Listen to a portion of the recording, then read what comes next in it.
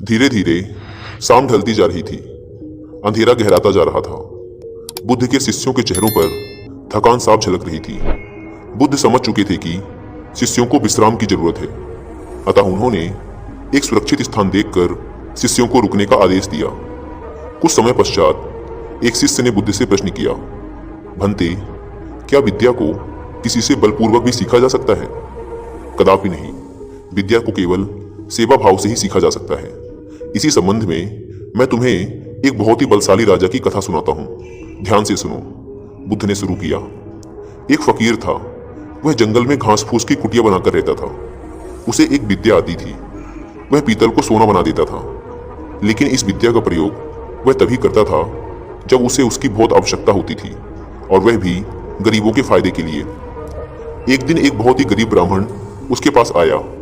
उसको अपनी लड़की का विवाह करना था और उसके पास एक फूटी कौड़ी भी नहीं थी। उसने फकीर को अपनी परेशानी बताई। फकीर ने समझ लिया कि यह सचमुच परेशानी में है।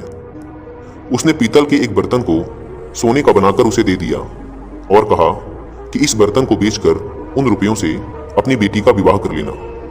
ब्राह्मण उस बर्तन को लेकर एक सुनार की दुकान पर गया। जब उसने सुनार को वह बर्तन दिखाया तो सुनार को संदेह हुआ।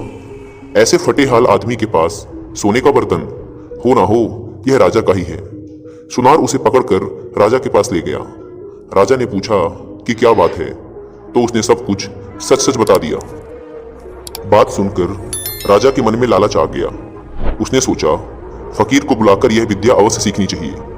यह सोचकर उसने ब्राह्मण को तो छोड़ दिया, साथ ही अपने एक सिपाही से कहा कि जाओ और उस फकीर को पकड़कर ले आओ। सिपाही गया और थोड़ी देर में ही फकीर को लेकर वापस आ गया। राजा ने कहा, फकीर, तुम पीतल को सोना बनाना जानते हो? फकीर बोला, जी हाँ। राजा ने कहा, यह विद्या हमें सिखा दो। फकीर ने डरता से बोला, नहीं, मैं ऐसा नहीं कर सकता। जानते हो मैं कौन हूं? राजा ने कड़क कर कहा। फकीर बोला, जानता हूं, खूब अच्छी तरह से जानता हूं। राजा को बहुत गुस्सा आया।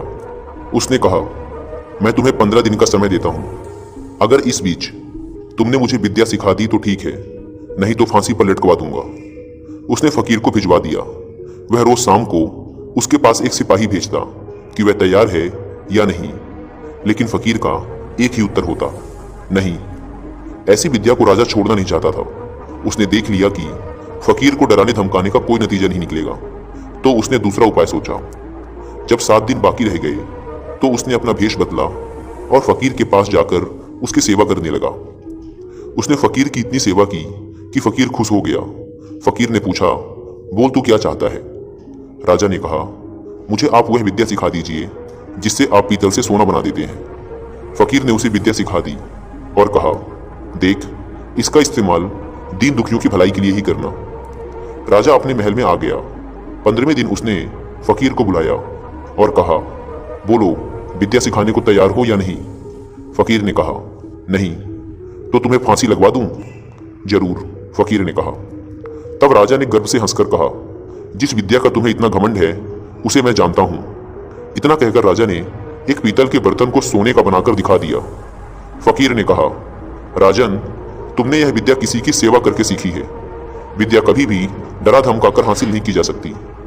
सभी शिष्य कहानी का अर्थ समझ चुके थे। इसके पश्चात सभी ने एक साथ भोजन किया और विश्राम करने लगे।